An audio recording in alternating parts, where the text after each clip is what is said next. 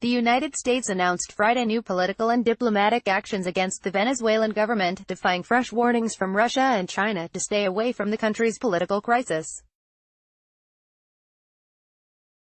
The Treasury Department rolled out new sanctions on 6 of Venezuelan President Nicolás Maduro's security officials accused of being associated with the obstruction of humanitarian aid deliveries, followed by an announcement by State Department Special Representative to Venezuela Elliot Abrams that the U.S. would also be restricting dozens more visas for members of Maduro's government and their family members. The U.S.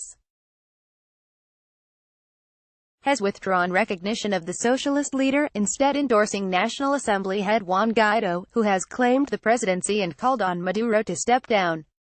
Maduro has alleged the international caravans claiming to carry food and medicine actually carried weapons meant to empower opposition forces and spark a coup against his leadership, suspicions shared by some of his international allies, including Moscow and Beijing.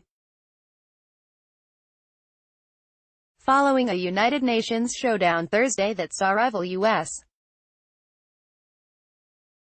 and joint Chinese and Russian resolutions vetoed, concerns were raised that diplomatic failures could lead to military action, something the Trump administration has repeatedly warned was on the table. Chinese Foreign Ministry spokesperson Lu Kang warned earlier Friday against external intervention in the internal affairs of Venezuela and military interference in Venezuela, and Russian Foreign Minister Sergei Lavrov told reporters that same day that there is not a single country, with the exception of one or two closest allies of the United States, which would support or allow for the option of military intervention in Venezuela.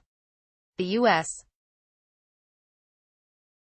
envoy on Venezuela Elliot Abrams speaks to the United Nations Security Council during a meeting to vote for a resolution on controlling the turmoil in Venezuela on February 28 at the UN. In New York, Russia's top diplomat later targeted Abrams specifically as being behind an alleged U.S. regime change plot against Venezuelan President Nicolás Maduro. Johannes Isel, AFP, Getty Images. Lavrov further accused the U.S. attempting to arm the Venezuelan opposition and specifically targeted Abrams.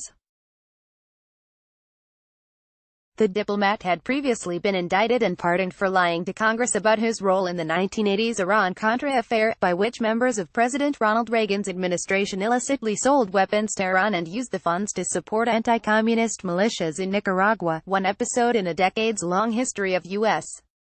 efforts to defeat leftist forces across Latin America. Elliot Abrams just escalates the situation that provokes an explosion and bloodshed in Venezuela to justify military intervention as the U.S. wishes, Lavrov said at the press conference, alongside Venezuelan Vice President Delcy Rodriguez in Moscow. Abrams responded to these remarks at a briefing of his own later that day in Washington, saying, "I don't think he actually believes that we are attempting to do that, and I think, as you know, we are not attempting to do that." The envoy said that the United States is pursuing a policy of economic, financial, political, diplomatic pressure on the de facto regime in Venezuela in support of Juan Guaidó, the interim president of the National Assembly of the Venezuelan people. "We continue to say, and we always will, that all options are on the table, because they always are, but I think anyone who actually looks at American policy in Venezuela could not reach that conclusion," he added.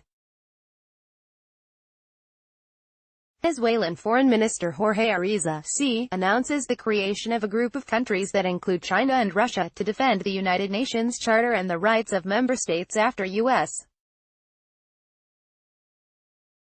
threats of a military invasion. At the UN headquarters, February 14, in New York, the U.S. has attempted to rally nations in Europe and Latin America against Venezuela.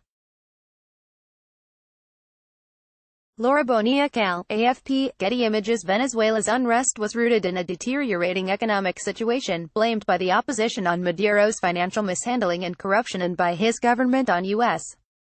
sanctions and foreign meddling. Washington and Caracas have been hostile since Maduro's predecessor, Hugo Chavez, was elected in 1999 and survived a 2002 coup attempt reportedly linked to U.S. officials such as Abrams.